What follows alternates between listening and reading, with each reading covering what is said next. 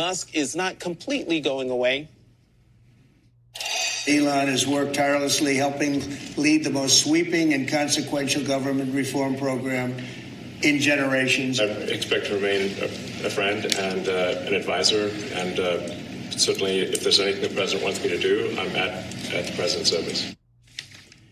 DOGE cuts have certainly been sweeping. According to a New York Times analysis, DOGE has cut 99% of personnel at broadcaster Voice of America and USAID, as well as nearly half the workforce at the Department of Education and nearly a quarter of employees at HHS.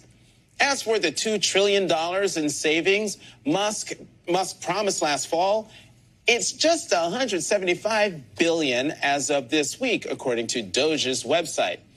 Although the website has a history of dubious information, for instance, it claimed $8 billion in savings from a contract that was actually just $8 million and posted, quote unquote, receipts that saved no money.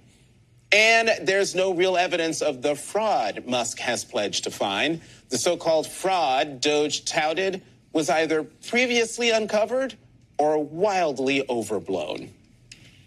Joining us now is the Congresswoman from Texas, Jasmine Crockett, who serves on the House DOGE subcommittee. Congresswoman, welcome to the weekend. So just your thoughts on Elon Musk and his departure from Washington.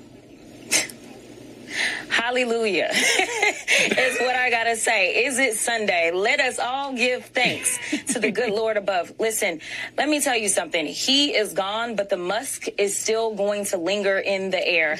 We know, as you went through in your intro, that there are so many people that have been impacted by these ridiculous and not thought out cuts. And it's not just the federal workers. It's those constituents of ours, our citizens, that are being impacted the hardest by these cuts. And so here it is. You basically let this guy run wild.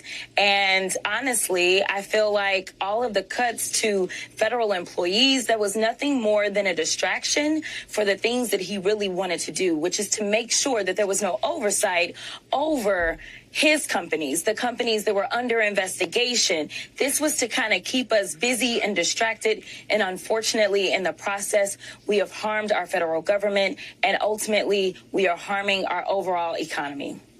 Yeah, Congresswoman, like you said, the damage has already been done. The people have been fired. A lot of those changes have been made. Is there any reason for folks to anticipate that at some point the Congress or someone will be able to claw back some of these jobs and policies that people really need around the country?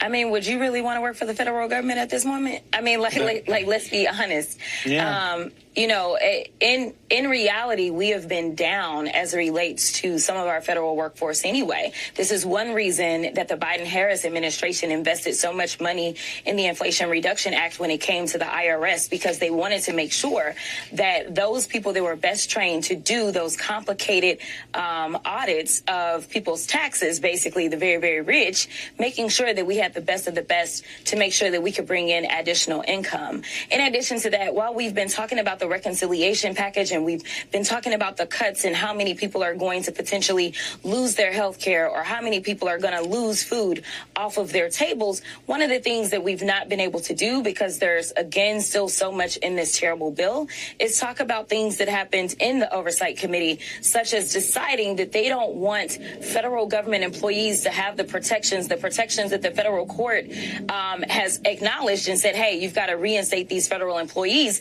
Instead, they want to change federal employees to at will. So a lot of the things that once attracted people to want to come and work for the federal government, they are disappearing as well as making them pay more into their FERS. So it's absolutely insane, and nobody wants to come work for us right now. Congresswoman, yesterday in the Oval Office, it didn't exactly sound like Trump and Elon Musk were completely breaking up. He sounded like he might still be lingering in some unofficial capacity. Yet, you know, he had to end his special. He was at the final day as a special employee. How is the House Oversight Committee going to keep holding DOGE and Elon Musk accountable? You said keep. We never started.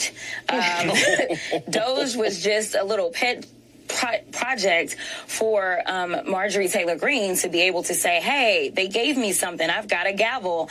And so, you know, the last DOGE hearing that we had, it was on trans folk doing fencing. I mean, we were talking to people that don't get any federal dollars whatsoever, and dealing with that. We have a DOGE subcommittee hearing coming up, and it's to talk about NGOs and basically to go after them. We have had a hearing on PBS and talk about why it's important to quote unquote defund PBS.